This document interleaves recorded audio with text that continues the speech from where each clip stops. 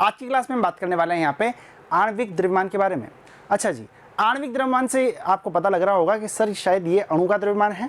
बिल्कुल सही बात है। जैसा कि आपको पता है कि जो अणु होता है वो क्या होता है, परमाणुओं से मिलकर बना हुआ होता है।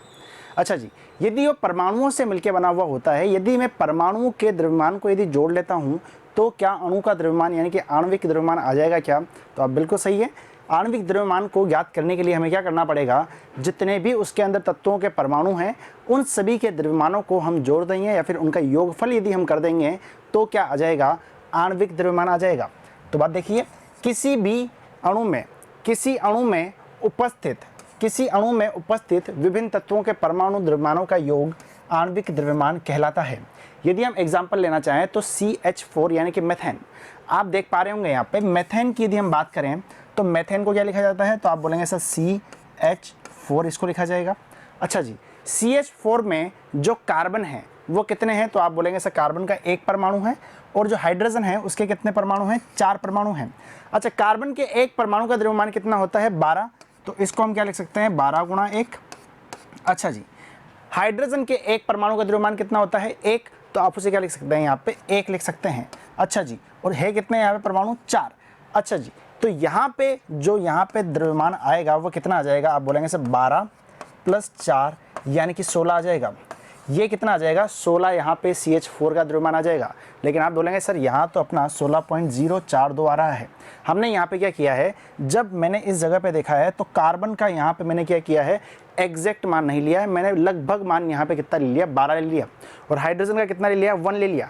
लेकिन यदि हम देखते हैं तो ये कितना रहेगा, 12.01, और ये कितना रहेगा, 1.008।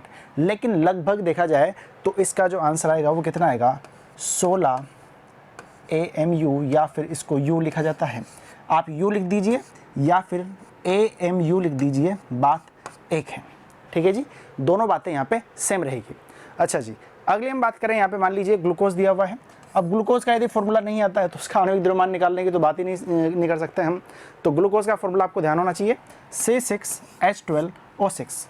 कार्बन कितने हैं, 6 कार्बन हैं। तो यहाँ पे बताओ मुझे कि कार्बन के एक परमाणु का द्रव्यमान कितना होता है, 12, तो 6 का कितना हो जाएगा, तो आप बोलेंगे सर 12 गुणा 6, तो 12 गुणा 6। अच्छा जी, हाइड्रोजन की बात कर रहे हैं, 12 हाइड्रोजन है, एक हाइड्रोजन का कितना होता है, 1 होता है, तो 12 कितना हो जाएगा, 12 गुणा 1। ऑक्सीजन कितने हैं, 6 हैं, और एक ऑक्सीजन का कितना होता है, 6 गुणा 16, एक ऑक्सीजन का कितना होता है, 16, तो ये कितना आ जाएगा, 6 गुणा 16 यहाँ पे आ जाएगा। आप देख पा रहे हैं कितना होगा, 72, 12, और ये कितना आ जाएगा, 96। यदि आप इनको जोड़ते हैं तो कितना आएगा, 180U या फिर AMU। ये क्या आ जाएगा, इसका आणविक द्रव्यमान, किसका, ग्लूकोज का आणविक द्रव्यमान आ गया। तो आप देख पा रहे हैं यहाँ पे कि CH4 का कितना आया था, 16 आया था, और यहाँ पे ग्लूकोज का कितना आया, 180। और ये सब कब हम निकाल पा रहे हैं, जब इनके सूत्र हमें पता है कि इनके सूत्र यानी कि इनके रासायनिक सूत्र क्या होंगे, और इनके अंदर जो कार्बन, हाइड्रोजन यानी कि जितने भी तत्वों के परमाणु हैं उनके द्रव्यमान भी मुझे पता है, तब जाकर के मैं यहाँ पे आणविक द्रव्यमान निकाल पाऊँगा।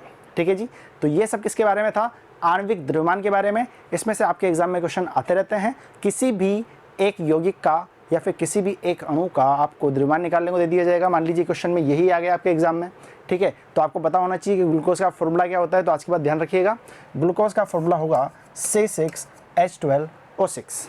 ठीक है जी, तो मिलते हैं अगली वीडियो में। जुड़े रहिए मिशन ज्ञान के साथ में। धन्यवाद।